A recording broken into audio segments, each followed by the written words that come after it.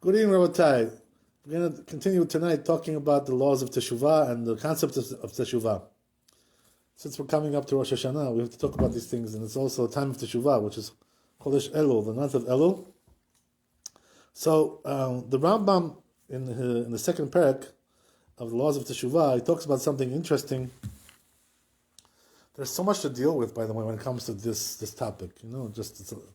It's quite a big topic to deal with. So just to touch the surface of it a little bit, what does Rambam say over here? Something interesting, right? That he's saying that there's different types of teshuvah in terms of the quality also. So what does that mean, right? That depends on the age as well. It's not the same thing when you do teshuvah as a young man as doing teshuvah when you're an older man, So what does that mean? What's the idea? The idea is like this, right? That the whole concept of teshuvah, the Rambam says, is that a person has to demonstrate that he had the opportunity to do that sin again, but he didn't. He declined to do it. Right? So that can only happen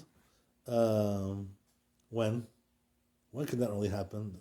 You have to be able to do the sin again. You know what I mean? So what does that mean? An old man can't do the same sins, like you said, right? You talked about your friend. Right? He can't do those same things that he used to be able to do when he was 20 years old. That's exactly what you said, right? So same thing also over here.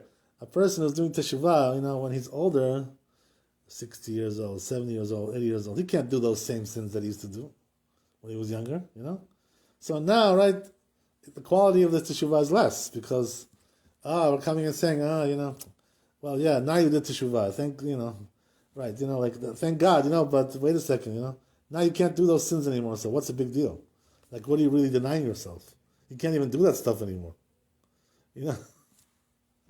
So the quality of the teshuvah decreases with the passage of time, So as you get older, the teshuvah has less credit. But nevertheless, says the Rambam, one thing we have to know for sure, right, that whether you were old or young and you did teshuvah is considered to be complete in the sense that, you do get credit for it.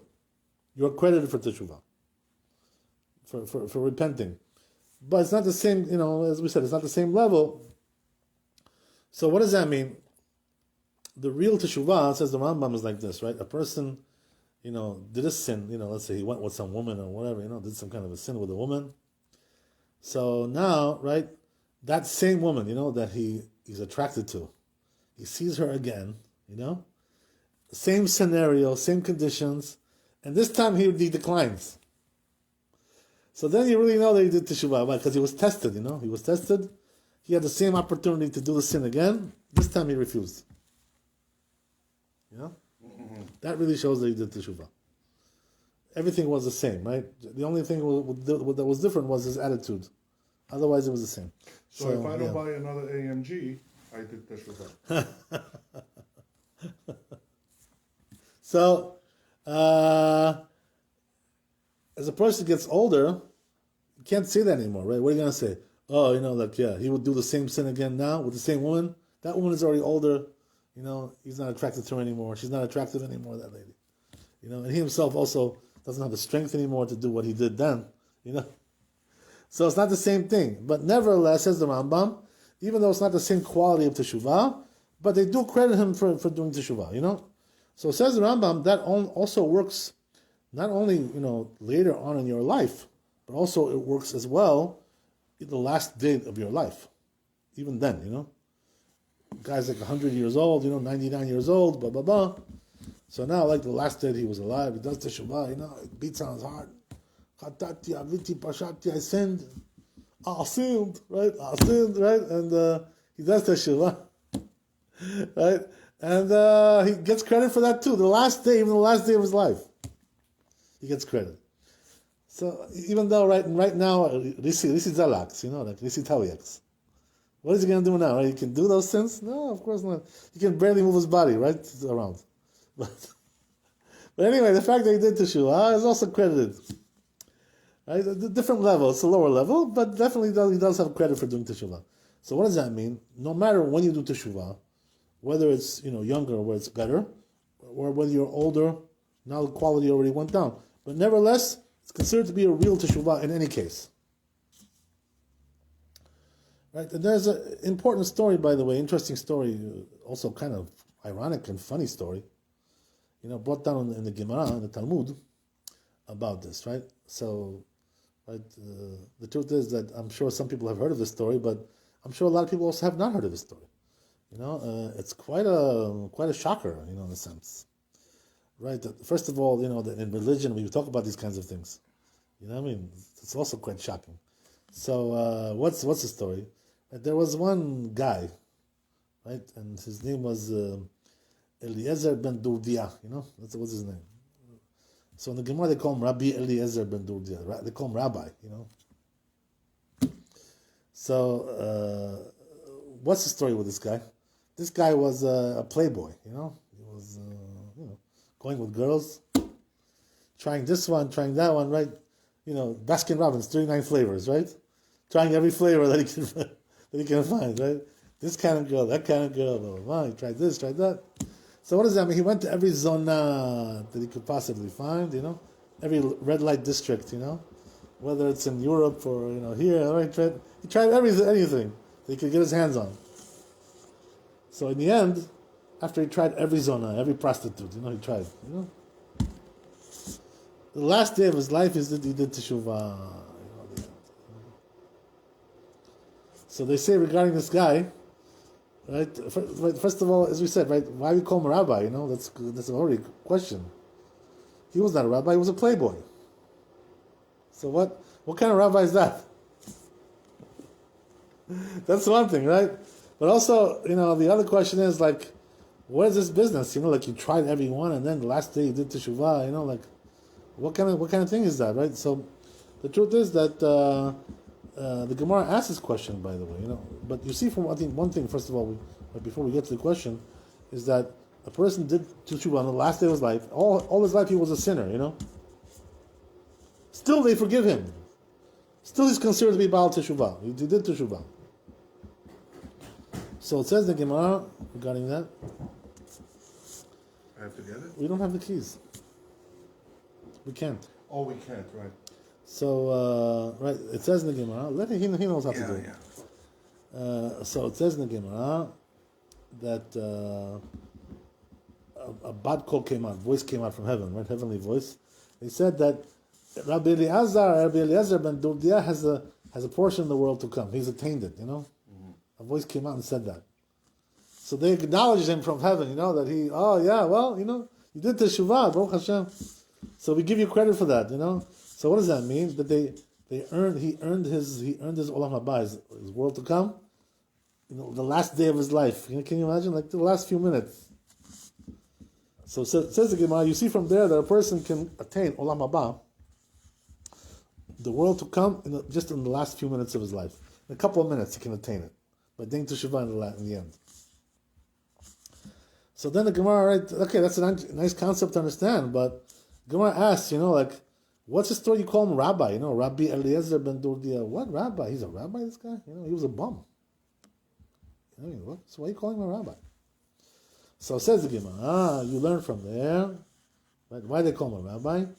Because anybody who realizes the truth in his life is called a rabbi. He doesn't have to be like a real rabbi, like a person who got ordained as a rabbi, whatever, he studied, whatever. He was ordained. No, that's not what we're talking about. We can call him a rabbi if he knows the truth. What does that mean? He realized the truth about life. He got to the truth. Mm-hmm. We can call him rabbi. So then I'm going to have to start calling Mamuka rabbi. This guy realized the truth I remember when he was 10 years old. Okay. I know what you mean. You know what I mean. Yeah, I know what you mean. Right. So that's the way it is, So that's an interesting thing, right? So this guy, he was sinner all his life, and he made it. He got in. The last day of his life, he got in, which is an amazing thing, But as we said, right, there's different levels, different qualities. Okay, so let's go on a little bit in the Rambam and discuss a little bit more. So Rambam says something very important, right? tells you, right, what, in essence, right, what is Teshuva? What is it? How do you really do Teshuva? You know, like, what's the process? So he says, you have to, like, stop doing what you were doing, you know? You got to cut it out. You know? That's the number one thing. You know? And remove it from your thoughts, you know? Stop thinking about it. Like, stop dwelling, you know? Stop dwelling on it. That's the best way to get it out of your head. Right, exactly, right. Right? So you have to like say, you know, like you have to come up with a conclusion, you know, like you have to come up with a, you know, you have to come up with a, what do you call it? What do you call that? Right, decision. Yeah. Right, you know what I'm talking about? There's a word like that. There's whatever they call it. Anyway, you have to come up with a diehard conclusion, right? That I'm never going to do this again. You know, like that's it. I'm done with this. You know, I'm done. I'm not going back there again. You know, I already realized that it's the wrong thing to do. You know what the word I was looking for? Resolution. You know, Resolution. You come with a resolution. You know, just like it's enough. Diana, you know, enough. That's the idea, right? So that's one thing. And so it says the Rambam also. Besides that, he has to also regret what he did. You know, like he has to have regret in his heart. You know, like how could I have done that? You know, like I was such a fool. You know what I mean? That's also part of it. Right? And then he goes on to say, right, that also there's another thing, which is you have to confess. You know, confession, which we call in Hebrew vidui, right? Chatati, aviti, pashati. I did this sin, I did that sin, right? Whatever it is, you have to specify the sin that you did and confess. That's also part of the right. So yeah. So what does that mean? There's also a verbal element over here, not only intellectual. You know, there's a verbal element as well. What does that mean? Confessing. You know, I sinned. I'm not going to do it anymore. You know, enough is enough. That's the idea, right? Okay, so then he goes on to say the Rambam more. You know, he says something really strong over here, the Rambam, right? Which, you know, these things have to resound in our minds about doing teshuvah. You know, which is, it says that if you just like confess, you know, like let's say you have a pre-written, you know, confession, you know, format. You know, like they in the Siddur they have that, right? There's like a pre-written, you know, it's a format. You have to say it out. We read it every day. So it says Rambam, but if you don't mean it in your heart, you know, you just like read it, it doesn't really help. You know what I mean? That's not really called teshuvah. You know, what are you just doing? Just reading it, you know, out of habit. You know, like you're half asleep, you know. He's not really thinking about what he's saying. It doesn't help. It doesn't help to be like that. You know, so you have to not only say the confession, but you have to also mean it. That's one thing, right? Okay. So he says, what is it compared to? Like when a person does that, it's like, you know, he goes into the mikveh, you know, to purify himself, and he takes, you know, like a mouse and holds it, you know, while he's going into the mikveh. So it doesn't help you, you know, like you're holding a mouse, which is impure, sheretz, you know, impure animal. So you're going into the mikveh, what is it going to help you? It's not going to help you. So therefore, right, it says the Rambam, it's not really beneficial to do it that way. So it goes on to say,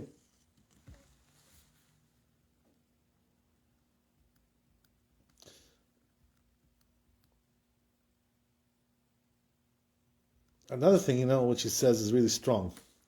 So he says that also, you know, the proper thing to do when a person does teshuvah is to, like, you know, to express regret all the time, you know, like, you know, how could I have done it? You know, like, you know, how foolish I was, you know, expressing always regret, you know, and like, kind of like, you know, lamenting about it, you know, like lamentation, you know, he's lamenting. Right, that's the idea. Have a seat, relax. How are you? Okay, very good. Welcome. Came here. So he has to, you know, like, you know, what did I do? You know, having that, you know, regret like that. You know, going through those motions, you know, like that, right? So goes on to say like this, right? Another thing which is amazing, you know, he says some amazing things, which we don't do today, by the way, these things, you know, that he recommends. You know, I mean, but a person, you know, should consider it if he can, to do these things as well. You know, which is what? He says, right, that a person should change his name. You know, when he does Teshuva.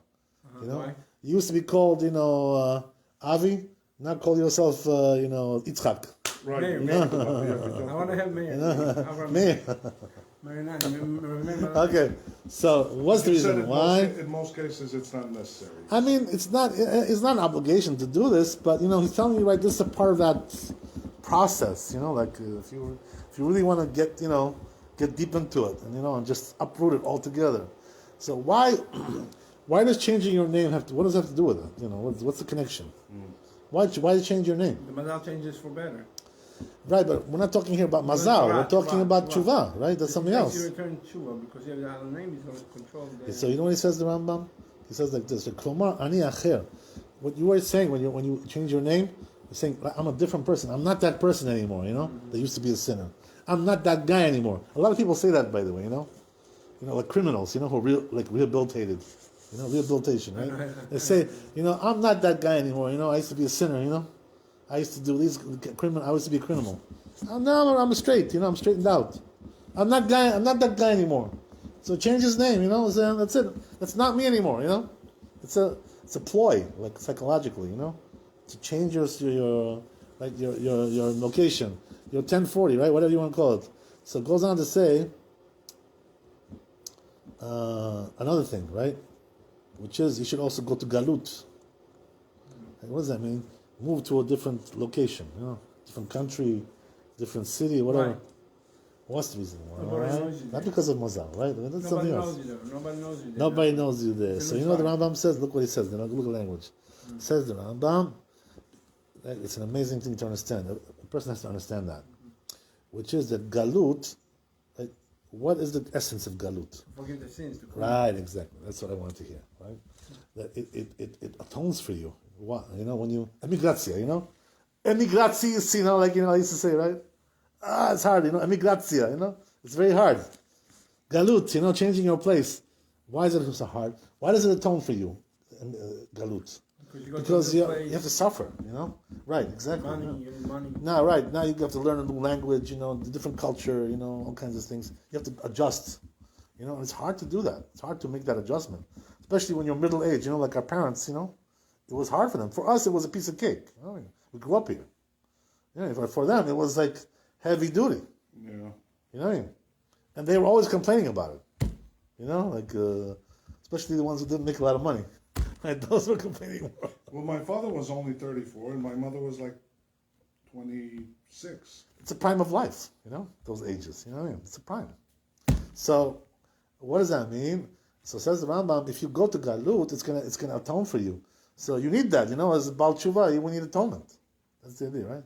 Yes, many did. Okay, so that's the right another thing to consider. So it goes on to say more, the Rambam, right, regarding this. Amazing concepts, Now this is a very interesting one, a very fascinating one, right? Which he says like this, right? That he says a part of the tshuva process is also, another thing, which is that you have to admit, your sins. So what are we talking about? Admitting your sins. We already mentioned, right, doing confession. We talked about that, right? Vidui, right? We mentioned that before you came. That's easy. But now Rambam is talking about something else, More deep. right? More comprehensive. What is he talking about? That you should go to people, in public, and tell them, I used to be a sinner, and now I repented. Tell them, I used to be, how I was a bad boy, and I changed, now I'm a different person, Tell them like that, right? But that puts you down.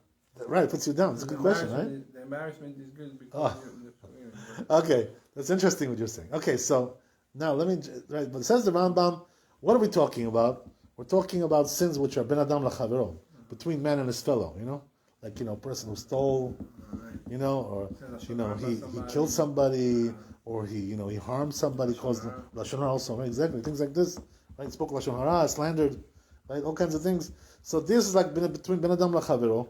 He sinned to his fellow man. So now he's coming and saying, coming to the public, and saying, like Deva, he sits in the public.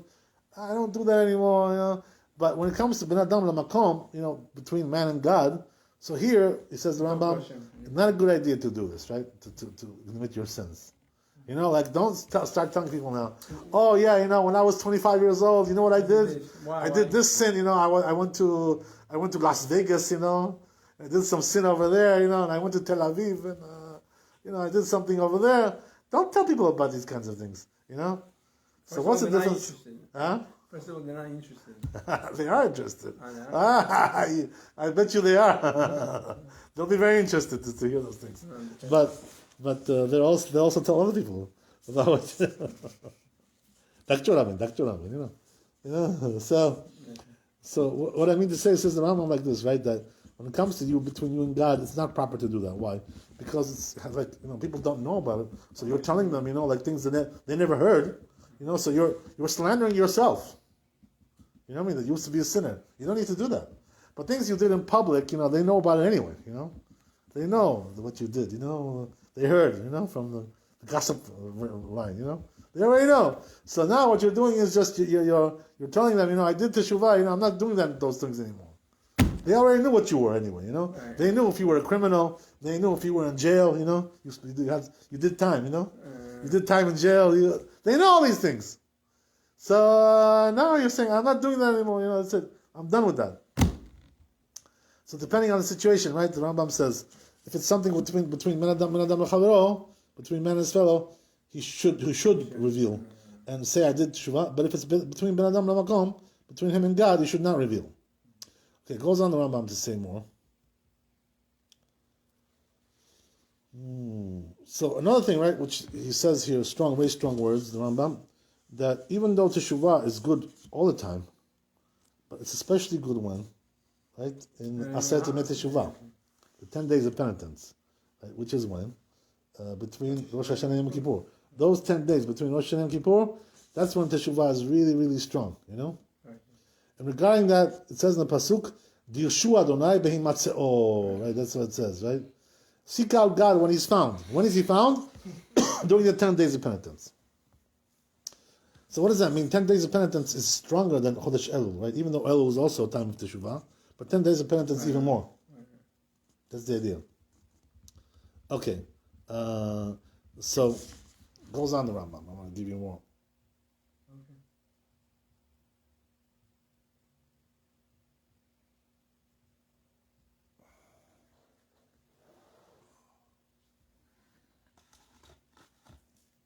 Hashem took time in this couple of cases. They went to the synagogue and they said to the scholars, we did this, we did that. Maybe Interesting. Maybe I heard. Okay, so anyway, look what he says also here, right? Another thing, which is what? That a person has to know this, by the way. Mm-hmm. Very important to know, especially in the communities, you know, which are like less religious. That Yom Kippur only atones for sins that he did Teshuvah. If he didn't do Teshuvah, it doesn't atone for you. You know? What do you think? What? You're going to like come in, you know, Yom Kippur, you know, which is Wednesday, you know, and then you're going to go back a Thursday and do a sin again, and they're going to forgive you for that? But you don't understand. Right? You know what I mean? So if your intention was not to do Teshuvah, you know, so then they're not going to forgive you for that. The only way they're going to forgive you on Yom Kippur is if you really bemet intended to stop doing that sin. Otherwise, what's the point? You know? And you have to put if you're going to continue the next day, you have to improve this year. Yeah, that's what I'm saying, right? Exactly. If you're working and make $100 a day or $1,000 a day. And another thing, right, which is also well known, the Rambam says over here, also well known, but let's have to remind people, you know, that Yom Kippur only really is for sins that what? Are between Ben Adam Lamakom, right? What does that mean? For between man and God. But when it comes to sins between man and his fellow, Yom Kippur is not for that. It doesn't help you with that. So then what do you need to do? Right? First of all, if you cause damage to your fellow Jew, right, or your fellow man, or whatever it is, you have to return whatever you know. You have to pay for that. You gotta restitute him. You know, you have to pay. Yeah, that for sure. You have to also apologize. Yeah, but you know, apologizing is not enough when you stole money. You know, you got to pay back the money. You know what I mean? So apologizing is not going to help you. You know, it can help you with verbal things. You know, lashon hara. But it's not going to help you when it comes to stealing and, you know, things like this. Let's say you cause a person damage, you know, you broke his car, you broke his nose, right? Whatever it is, right? Yeah. So you gotta pay for that. You gotta pay for the doctor's bills. You gotta, don't just say I'm sorry. Well, what's sorry? Pay for what you did. So you gotta pay up also. In other words, you have to get that person to forgive you. Go to that person and say, listen, I sinned against you. You know what I did. Like you want me to tell you a confession? Now I'm gonna make a confession now myself. Like this is my friend. You know how long we've been friends? Oh, yeah. Like for 40 years. Oh, 40, yeah. Approximately 40 years. Very good. If I could now, if you were asking, right? Ask me a question. Those 40 years that he knew you knew him, did he ever do something bad to you? I probably couldn't remember anything. That's it. You understand what I'm saying? Yeah. So, like a person like that doesn't need to apologize, for nothing. You have to actually do something bad. You know what I'm saying? I don't remember like something, like that he did something, like to harm me in some way. Never. Of course not. But you say sorry. I have some friends, by the way, who are very, they're different. Like they're quite, they're harsh and they're very, they can be quite, nasty, and verbally very, very abusive. They were kids back then. They didn't there are people who are abusive verbally. They'll threaten you, they'll put you down. They'll like make fun of you, all kinds of stuff. Like if you ask me, like, what did he do to you? I would have a hard time, like remembering something. I guess that's why we're still around. I guess that's why we're still friends. Right. Because if it wasn't like that, we probably would have some kind of a fight. Some kind of falling down. It's character.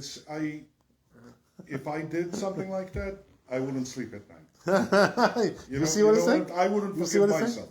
I'd have a tough time forgiving myself. That's a good thing. That's a good conscience. The person has a conscience.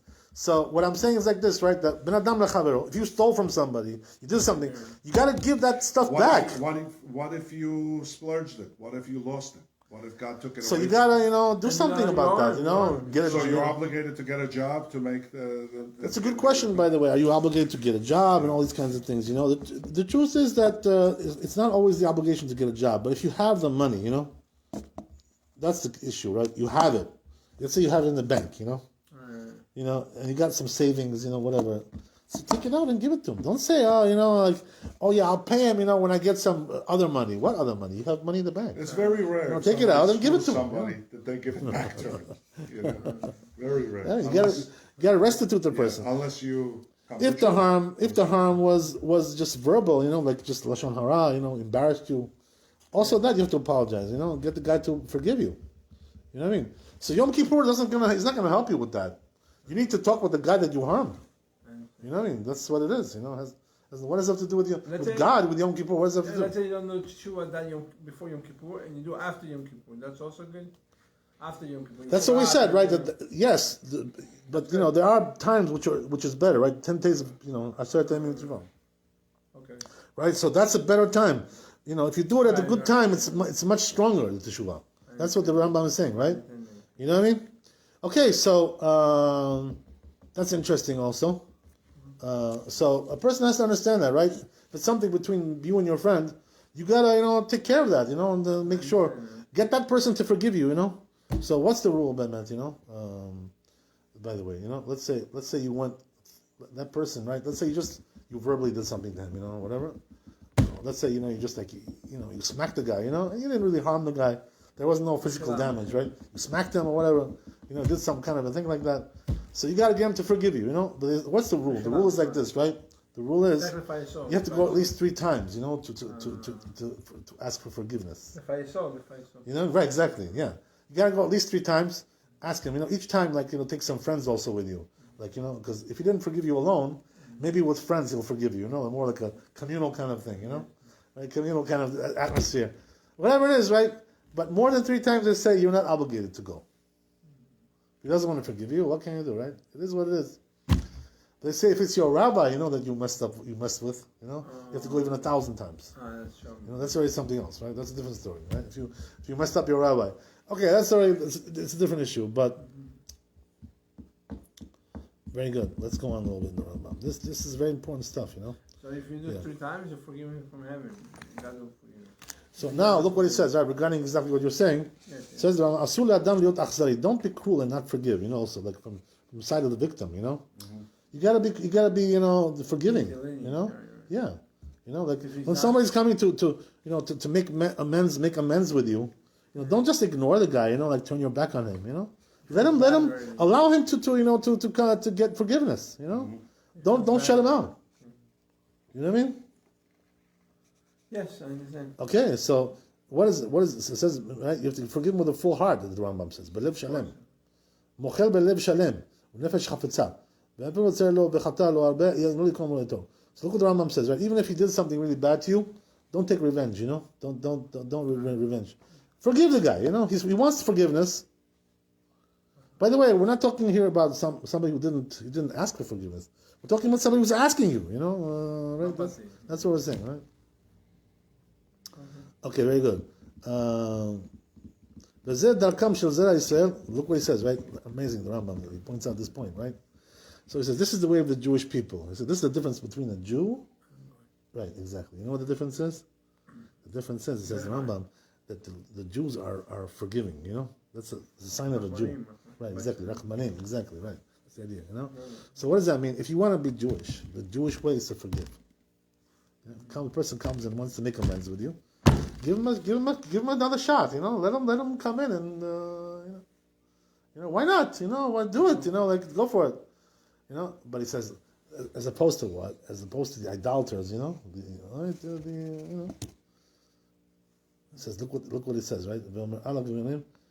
What they are, the non-Jews, you know, they're different. What does that mean? They don't forgive. They don't forgive, right? They're very unforgiving, you know? Until they take revenge on you, they won't forgive you. But they're told to forgive. Their religion tells them to forgive. Perhaps, right? But that's not the way they are. You know? Ask, by the way, Some are crazy. the politicians, you know, how they don't forgive, you know? Right. About Obama and Bibi, you know, ask them, you know, if Obama forgave Bibi. He made sure that he paid him back for everything, you know? So for them, religion, you know, is just in theory, you know? But in practice, they take revenge. That's what it is, right?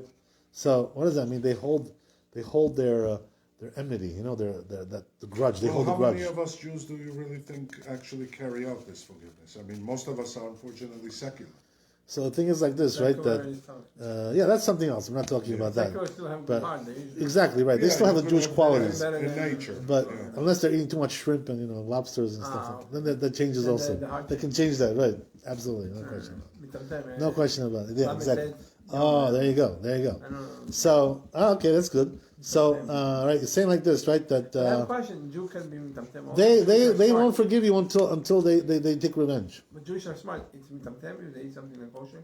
Okay, go you understand. But if Jewish person eats something. So look what he says, right? He brings a very good example of this, right, the Rambam. You know what the example is? I'll tell you the story, right? The story is like this, that it's a long story, by the way, because it's a long saga that went on for many generations, this whole story. The story is like this, right? In time of Yeshua ben Nun, right, who was a Talmid of Moshe Rabbeinu, you know, Yeshua. Right. So Yeshua, in his time, he was the one who conquered the land of Israel. He went in, he took the Jews in there, right, after Moshe Rabbeinu died. So what happened was that there came a foreign nation, you know, to him, which was called the Givonim. Right. These were African people, you know, from Africa. Right? And what happened was that they disguised themselves, you know, as right? They disguised themselves like they came from a foreign country, you know, like very far away. But actually, the truth is they were living in Israel, you know, because at that time the Canaanim, which were African people, were living in Israel. Also, I'm sorry. Also, I think they're not allowed. It's the same thing, by the way. Netinim and the Givonim. It's the same people. Same people. It's just a different name. That's what it is, right? So now let me tell you a story, right? They came to Yoshua ben Nun, but they faked it, you know? What does that mean? They told Yoshua ben Nun, yeah, we want to convert to Judaism, you know, we came from a foreign land. We're not from here, this local area. Why they lied? Why they say that? Because they knew that Yoshua was supposed to kill the people who were there. So they wanted to get off, you know, scot-free, not to be killed. So they told Yoshua ben Nun, don't worry, you know, we're from a distant land. We're just coming here to convert. We like your people. So what happened was that they converted to Judaism, but, you know, through a pretext, you know, which was false. You know what I mean? They claimed that they came from a different country. They didn't. So Yoshua bin Nun didn't know about that, he tricked them. They tricked him. So he converted them, and then they found out that these people were actually locals, local people. So once that happened, what happened? Yoshua bin Nun got angry, What's going on over here, right? These people tricked me, man. They pulled a fast one on me. They converted. The food, the So now look at this, right? What happened was like this. Yoshua bin Nun, because he saw that they pulled this fast one, So what did he do? He gave them like a lower status, to be like suppliers of water, and right, exactly, right. Chopping the wood, like a lowly kind of. They put them. He put them as like a low class of people amongst the Jews because they already converted. It was too late, right? So what happened was that with the passage of time, several generations, right? These people who are called Netinim, right? Natin, right? You're right. This is the name. Givonim was the original name, right? So Givon. So what happened was that these people, as time went on, they saw, the subsequent generations that they were not good people. They didn't have good characteristics, like Jewish characteristics. So what happened was like this, right? That this was really proven in the time of David HaMelech and King David. So what happened was that King David, he was, being chased by Shaul. Shaul was trying to kill him, right? This was the whole story, right? He was being pursued by Shaul HaMelech. So what happened was that in the end, Shaul died, and David became the king, right? David became the king. So what happened was that nevertheless, right, by the way, Shaul only according to Gemara, he only reigned for 2 years. He was only king for 2 years, and then he died in the war. Right. So what happened was like this, right? That now, all of a sudden, there was a famine in the land for 3 years in Israel. Famine. Yeah. So what happened was that David, finally, he gave up. He said, "What the heck is going on here? Right? Something is wrong. We have to do some, soul searching here to find out why we're having a famine. There's a reason for everything, right? Not like today, they, when they have COVID, they're not looking for, the sins that they did, to repent. All they're looking is to put on masks, and to take medicines and to take, vaccines. That's all they think about. They're not thinking about the sins, that they did. That's not a part of the equation, right? So it's all fake, by the way, today. This whole COVID thing, right? It's the wrong approach, totally. Everything is like just medical, like physical. There's no spiritual element in how we treat, the issue of COVID. That's why it's not working, by the way. It's not working. Why is it not working? It keeps coming back, no matter if they do the vaccine or not, because the sins are not being solved. That's the problem. The problem is the sins. The problem is not the disease. The disease was created by our sins. That's the whole thing. So if you don't get to the root of the problem, how's it going to help you? Yeah, but they don't look at it. They don't look at it. That's what I'm saying. It's a big mistake, But in those days, it was just the opposite, right? Maybe Pat Robertson does. So David, right, who was a little bit better than that guy, right? David, for 3 years, he saw something is wrong. There must be some kind of a sin, 3 years famine. What's going on? What was the sin? So what did he do? He went to the Urim V'Tumim, to the Kohen Gadol, and the breastplate, the Kohen Gadol, and it lit up, the prophecy. So what did it say? Because there was a sin that was done, 2 sins that they found. One is that when Shaul died, Shaul HaMelech, they never eulogized him properly, You have to eulogize. Hesped. The hesped. You have to eulogize, a rabbi, a righteous person. You have to eulogize him. So they didn't eulogize him properly. That was one thing. After he died in the war. That was one sin. The other one was also what Shaul did, right? What did Shaul do? You know the story, right? Right?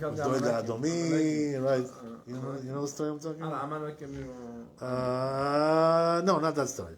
I'll tell you what I'm talking about, right? What happened was, this is a story that we've talked about before, but for the sake of clarity, we'll repeat it again, right? So what happened was that Shaul was, as we said, he was pursuing after David, right, to kill him, as a rebel, whatever. He was jealous of him. That's what happened, right? So what happened was that David went to the Mishkan, right, to the tabernacle, the temple, temporary temple that they had at that time.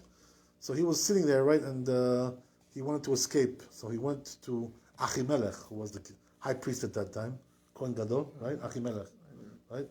So what happened was that he told Achimelech, "I need your help. I need some food. I need some, provisions, blah blah blah." So he asked him for some things. Achimelech helped him, by the way. So what happened was that at that time, right, there was somebody there who squealed on David, What happened? Doeg Adomi was there, right? Who was one of the big rabbis of that generation. He was also one of the generals of Shaul. So what happened was that Doeg Adomi saw David that he was there. So what did he do? He came back to Shaul, right?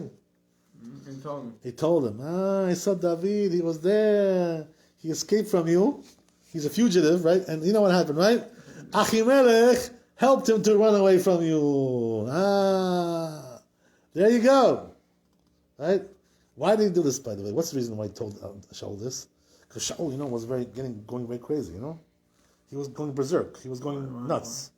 Because he couldn't find David. He couldn't catch him, He was running around David from here to there. He couldn't catch up with him. So what happened was that one day, like he sat down, with his men, the president's men, right? All the cabinet, And he tells them, he tells them like this, right? He tells the cabinet, he says, why aren't you people helping me? He says, I can't find this guy. He's a fugitive. He's running from me. I can't find the guy. I have to kill him. He's a rasha. He's a sinner, right? He's a fugitive. So I have to kill him. He's liable to death. None of you are telling me where he is. Probably some of you know where he is, where he's hiding out, and nobody reveals to me. He says, "What kind of loyalty is that? You don't have any loyalty towards me." So he, gave them like a third degree like this, like a real, beat down, talk down, whatever.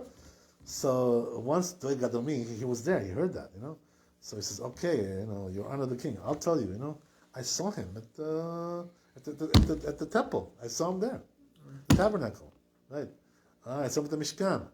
Oh, so what did Shaul do? Shaul got very angry, Why? Because Doeg Adomi told him. He said, you know what happened, right? That this Achimelech, he rebelled against you. He helped David to escape. This was like, treachery, treason. Treason against the king, right? Kill the king, right? So what happened was that Shaul now goes with his people, with his entourage, to Achimelech over there, to the high priests. And he tells him, he says, is this true, what I heard about you? That you helped my enemy, you helped David to escape. You gave him provisions. You gave him a sword. So you right? killed him. You gave him a sword. You gave him food. You gave him everything. You're treason. This is treason. You rebelled against me. You rebelled against the king. So now you're liable to death. You have nobody to blame but yourself. Shame on you. Right. He tells him like this, right? So Achimelech, like he's in shock. He tells him, "You're under the king. What are you talking about? Like this is not true." He says, I wasn't aware that David was a fugitive. He was running from you. I didn't know that he was a rebel against you. He says, he always comes to me, as your representative. He was your general. He comes to me, and I help him always, like, I know that when he comes to me, it's like you're coming to me. He's your agent. That's how I saw it, I had no idea about him being a fugitive and this and that. I didn't know nothing about that. Nobody told me anything about that. So Shaul, but he was already, like, Gagijaburicho, He was like crazy, so he didn't want to listen to him, even though he was telling the truth, So what does he do, Shaul? He says, you now telling me all kinds of excuses. He says, I'll teach you who's boss. So what does he do? He tells his general, right? Who was his general? Avner ben Ner, right? Avner ben Ner. He tells to Avner, right? Avner, by the way, was related to Shaul, right? He was his uncle. That was his general. Right? So what happened was he tells Avner ben Ner. Avner ben Ner was a gibor. He was a mighty man. He could wipe anybody out, wipe the floor with anybody. Right? So what happened was that Shaul tells him. He says, "Go on. I want you to kill all the priests over here. Wipe them all out. Execute them. Every one of them. Extermination, like cockroaches." He has to kill one, right? Can you imagine? Why kill everybody? Nazi style. I don't know exactly. Because they all supported him, He was crazy, he was nuts, Shaul at that time, he was already crazy. Disturbed. He was disturbed, really. Seriously. It's a whole story about that, right? So what happened was he had a foreign spirit in his body, disturbing him. So what happened was that Avner, hears this command of Shaul. He tells him to wipe out all the priests. So he tells him, I'm not doing this. He says, don't put this on me. I'm not going to touch them. Don't get me involved in this, because he knew that it was wrong.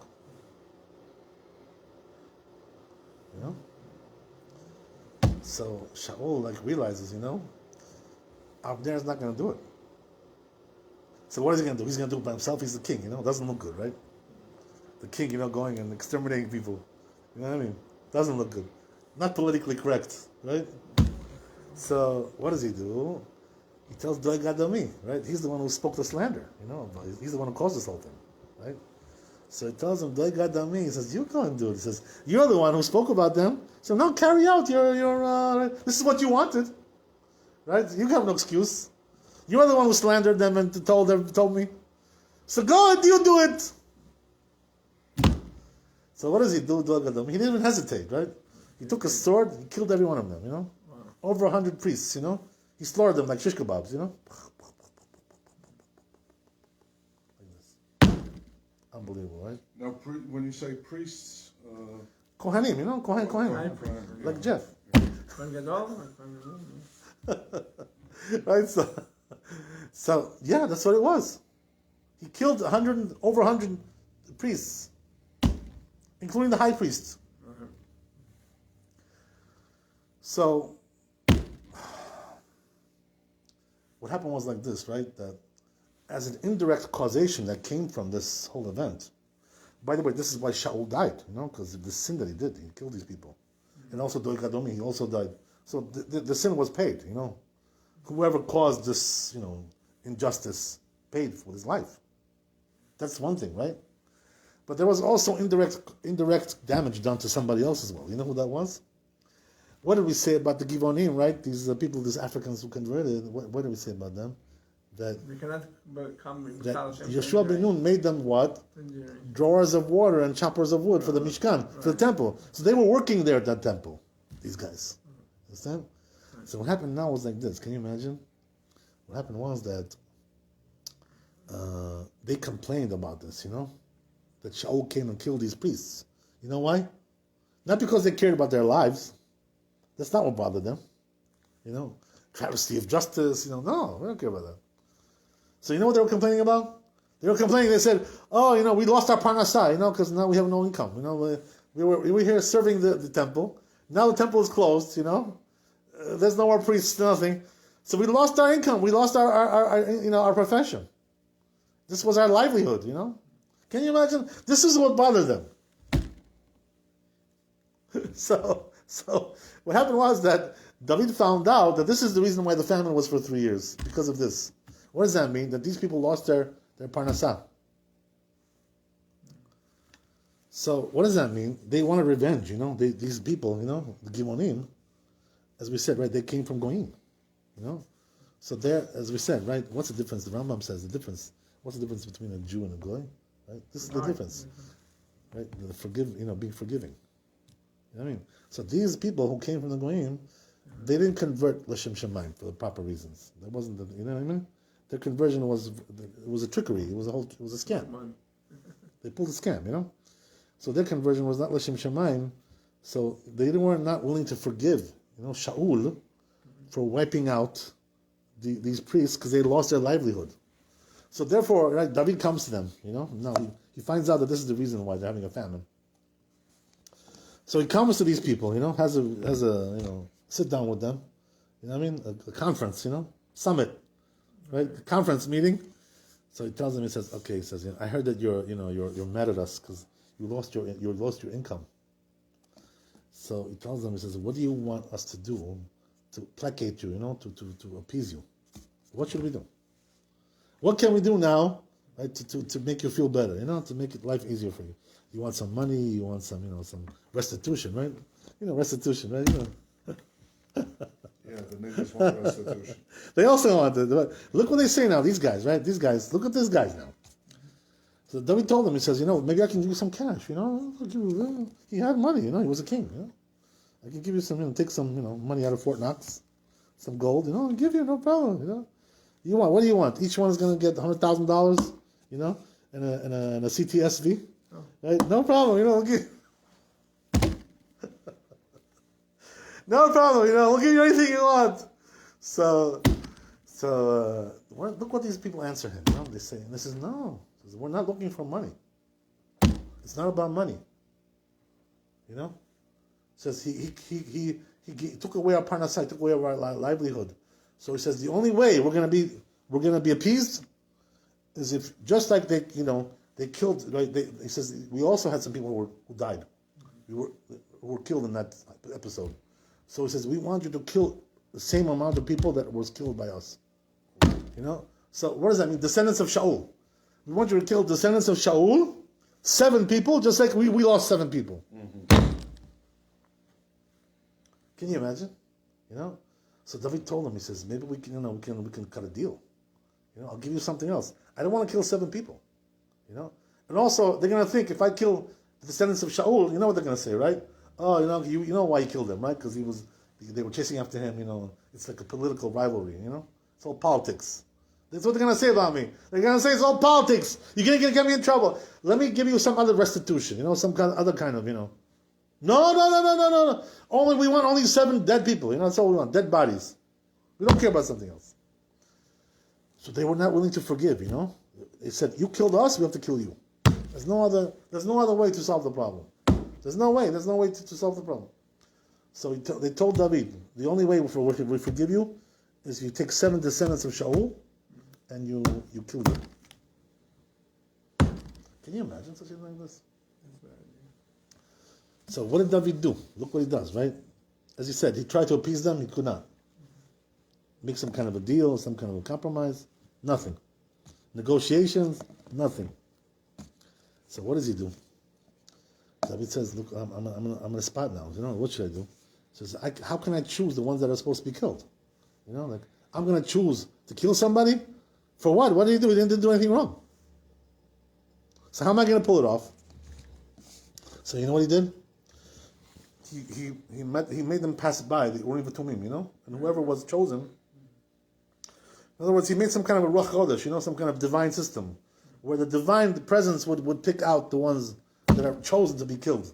So whoever was picked out by God, they were the ones that are supposed to be killed, because he said, I can't pick who they are. I have no way to pick them. So can you imagine? They went and they picked out 7 people, and they executed all of them, for nothing. They didn't do anything wrong, just because they were related to Shaul. So you know what happened? Not only that, right? Not only they made him kill those 7 people. That wasn't enough. What else? What else did they demand? Do you know what else did they demand? It wasn't enough to kill 7 people. They said, we want you to hang them, on the gallows. Like after they're dead, hang them to show people, not to do things like this anymore. So David, not only did he have to kill those 7 people, he also has to hang them, which is, by the way, against the Torah to hang them like that overnight. You're not supposed to do that. He had to hang them overnight, just to show people not to do that again. So this is what they did. So what do we see from there? Hello? We see from there.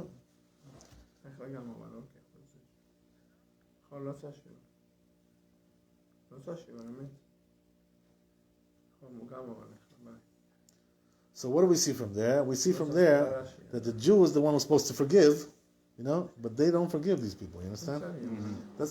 So therefore, right? We'll finish with this, right? I'll tell you. So you know what happened in the end? David, after he saw this, you know what he decided to do? He decided to disqualify them as Jews, these people, right? They shouldn't intermarry with the Jews anymore, even though they were converted, right? But he said, since they don't have the quality of a Jew, they don't deserve to intermarry with the Jewish people. So what about today's African converts? That's something else. We're not talking about that, right? These people, that right? group of people So these people, right? They converted with stealth, with trickery. That's something else, right? So therefore, he once he saw that they behaved this way, so he decided. He made a decree that these Netinim, right, should not be able to intermarry with the Jewish people. Ever, forever? That's it, right? Yeah. Not 10 generations? Right, Who is exactly. 10 generations? Until this day, by the way. Givonim 10? There's a prohibition It about says that. somebody 10 generations. Ammoni, Moavi, 10th generation. He says that also in the Gemara.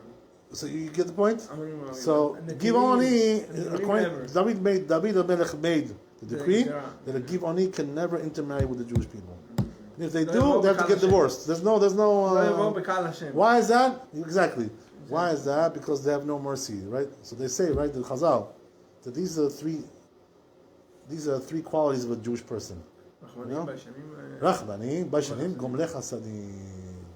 Rachmanim What is the that? first Merciful, right? Bashful, and they do kindness. You know, the kind things. Kind. If you see a person who has these three qualities, you know he's a real Jew. one. If he has He stood on Har Sinai. You know that it's right. If you don't see these qualities in a person, he's cool. You know, and he has no shame. You know, shameless person. You know, cool, But a lot shameless. of Gentiles have those qualities also. good point. You're not gonna find it. You know, when push comes to shove, you know, Maybe not to that degree. when push comes to shove, you know, you're not gonna find it. Well, That's what I I've tell come you. across some. That's only when things are good, you know, when things are nice, you know, when you're hanging around Dunkin' Donuts, you know. No, I'm Yeah, not things talking are about- good, you know. No, I'm not talking But when about push Dunkin' comes to Donuts. shove, you know, you're I'm gonna not get that talking- Obama no, treatment, you I'm know. talking That's what you're about gonna get. personal experience with some people, See, the thing is like where this, they you know? went out of my way not Let to. me explain to you something. Anybody can be nice and sweet, you know, when things are good. But when things get nasty, you know, a conflict arises, you know, and you get tested, you know. A person, Yeah. you know, there's an element of anger there, resentment, you know. No, there's That's case- when you see, you know. And, by the way, I don't want to go too long with this, but you know what the best example is, right? You know, we always say, you know, the American nation, as you know, as a nation, you know, they're relatively better than the other goyim, you know, the other nations. You know what I mean? They treat people better, but you know, they just talked about this in the press, you know, recently, right? When Japan attacked Pearl Harbor, you know, 41, they nuked them. December 7th, They 41. put 2 nukes on them, you know. You know why? Because they took revenge. That's what it was about. Well, what do you think the military was going to do? That was war. You know? Yeah, but you know what I'm saying? Like, Yeah. but where's the proportion here? You know? It was Attacking Pearl Harbor disproportionate. and No, it was nuking. disproportionate. You know, this was like nuking. You know, was like you killed 500,000 people. You know what I mean? It's not a joke. You know. That's a lot. So you see, right? That you should know that the goy will not forgive you. No, they're bloodthirsty people, but they're. But, That's what it's all about. But we always say that they are righteous goyim. They are, but you should know as a general rule. You know, this is their nature. You know, they don't forgive. Al Shem Tov time there was a case. Baruch Adonai Le'olam, amen, amen. Chazak Baruch. You should be blessed with health, wealth, and happiness. Amen, amen. Thanks for Baal coming. Shem Tov, Baal Shem Tov. Baal Shem Tov time. Shana Tova.